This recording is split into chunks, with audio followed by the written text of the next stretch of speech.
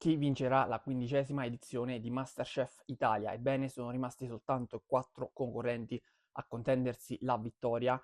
Prima di entrare nel merito del discorso, vi ricordo di iscrivervi al mio canale YouTube Daniele Forsinetti, qualora avesse piacere nel seguire i miei video, e magari anche di lasciare un like proprio a questo. Come dicevo, sono rimasti soltanto 4 concorrenti, tra quasi certezze o comunque concorrenti molto probabili già alla vigilia come finalisti ed altri che sono delle sorprese. Sicuramente mi aspettavo la presenza in finale di Matteo Canzi, ma non mi aspettavo invece quella di Matteo Rinaldi, che è stato a sorpresa inserito insomma in una finale che sicuramente si è meritato, ma che forse anche qualcun altro avrebbe meritato più di lui per quanto visto nel corso del cammino e di questi mesi. Abbiamo anche Carlotta Bertin e Dunia Ziran, che sono le due ragazze, erano rimaste davvero in minoranza le donne, poi praticamente Dunia e Carlotta hanno preso in mano le redini della situazione, in particolar modo Carlotta, devo dire, è stata molto molto brava nell'ultimo periodo. Inizialmente pensavo che non meritasse la finale per quanto visto, ripeto, e perché non si era riuscita ad imporre nelle varie prove. Invece, nel corso delle ultime settimane è praticamente sempre stata tra i migliori. Ha vinto una Golden Pin, ha vinto la Green Pin, che risulterà comunque molto importante nell'ultima prova, potrebbe risultare molto importante perché 10 minuti in più fanno sempre comodo. Ha vinto anche la prova al ristorante stellato, quindi Carlotta è stata veramente devastante nell'ultimo periodo e potrebbe essere sicuramente una delle favorite. Al momento vedo nettamente favoriti Carlotta e Matteo Canzi. Matteo Canzi è stato bravissimo sin da subito ad imporsi, ha dimostrato delle grandi qualità, non a caso ha vinto una Golden Pin, è stato spesso chiamato tra i migliori, anche se poi non ha vinto la prova, comunque è sempre stato lì, ma ha anche rischiato tantissimo, si è fatto, se non sbaglio, tutti i pre-shoot fest. Non so se ne abbia saltato uno, ma mi sembra che li abbia fatti praticamente tutti, forse soltanto uno ne ha saltato nell'ultima esterna prima del ristorante stellato. Credo che abbia saltato soltanto un pre-shoot test e questo è davvero clamoroso. Ha rischiato veramente moltissimo e ha avuto degli alti e dei bassi, molti più bassi di quello che mi aspettavo all'inizio, perché se vi ricordate nel video che avevo fatto a dicembre di presentazione dei concorrenti, io avevo subito considerato Matteo Canzi come uno dei più forti perché avevo visto in lui qualcosa, e sicuramente una grande preparazione che ha dimostrato, ha continuato a dimostrare, però poi si è inceppato qualcosa. Il problema è che quando va in crisi rischi di gettare tutto alle ortiche. Lui per fortuna non ci è riuscito, per sua fortuna. Io sono anche contento di vederlo lì perché penso che se lo meriti e penso che possa essere lui il vincitore di questa edizione. Chiaramente bisognerà giudicare il menù e quindi è difficile fare un bilancio adesso. Io posso fare soltanto un mio pronostico, penso che possa vincere lui e a giocarsi la vittoria insieme a lui potrebbe essere Carlotta Bertin, che sono praticamente i due che hanno lavorato meglio anche nel ristorante stellato in maniera molto evidente e palese, perché su Matteo Canzi io non ho visto nessuna lamentela e nessuna critica, anzi ha lavorato meglio lì che in molte puntate nella masterclass. Carlotta invece ha avuto qualche difficoltà all'inizio, ma poi ha ingranato, sembra aver trovato quella calma e quella tranquillità che le serviva e trovarla in un ristorante stellato con i sous chef e con lo chef principale, insomma, che ti mettono pressione affinché tu faccia le cose fatte bene e soprattutto nei tempi giusti, direi che non è affatto semplice, quindi per me è stato fatto veramente un lavoro fantastico da parte di loro due. Duni ha fatto un macello, Duni ha fatto un macello, si è ripresa un pochettino alla fine, ma non è riuscita a salvare il salvabile. Se fosse stata una prova di eliminazione lì sarebbe uscita immediatamente, invece paradossalmente, questo è il bello anche di Masterchef, al pressure test è stata la prima a salvarsi con un grandissimo piatto.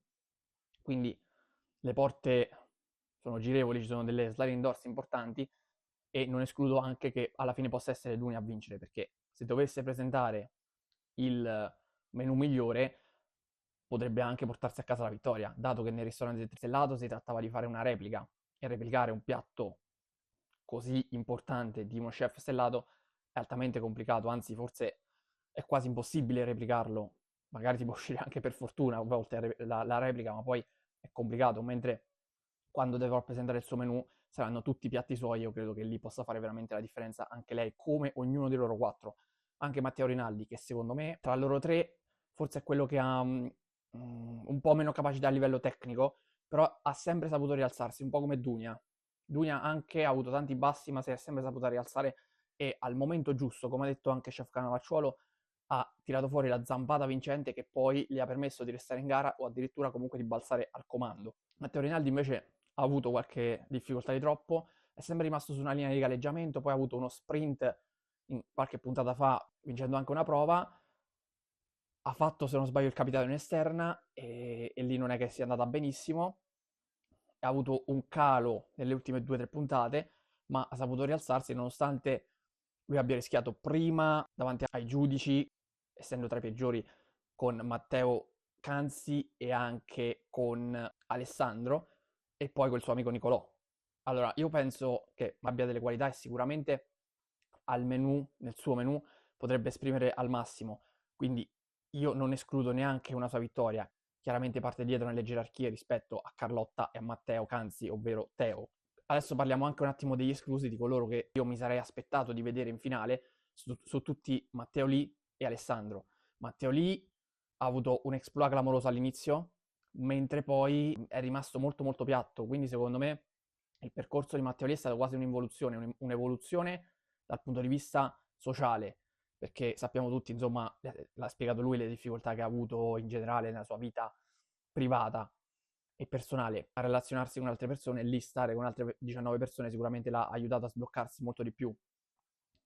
Però poi nei piatti, non lo so, forse riusciva a mettere qualcosa in più proprio quando aveva qualcosa in meno a livello di socialità e di relazioni sociali con gli altri, piuttosto che una volta che ha legato gli altri. Non credo che le due cose siano strettamente relazionate, però mi sembra che abbia perso un po' di fantasia nell'ultimo periodo. Detto questo, io pensavo che sarebbe arrivato comunque in finale. Fondamentalmente nella finale non mi sarei aspettato Dunia e Matteo Rinaldi, insieme a Teo e a Carlotta invece mi sarei aspettato di vedere sicuramente Matteo Lì e soprattutto Alessandro, perché Alessandro ha sempre dimostrato di essere al top, ha sempre dimostrato di essere tra i migliori.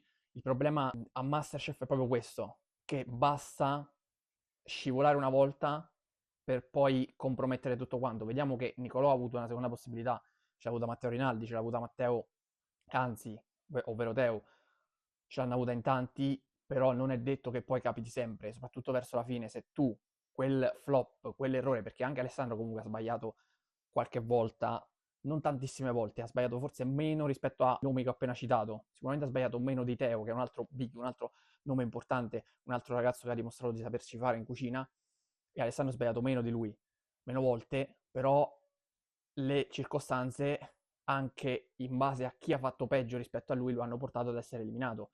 E questo è un vero dispiacere. Poi se metti una buccia di un prodotto così amaro lì sopra, io sono stato dubbioso sin da subito, nonostante io non sia un cuoco, però metterla così, ok che l'hai trattata un pochettino, però avevo molti dubbi. Quella realizzazione magari poteva essere anche un colpo di genio, come ha dimostrato di saper fare Alessandro anche in altri piatti, per esempio nella puntata precedente con gli gnocchi.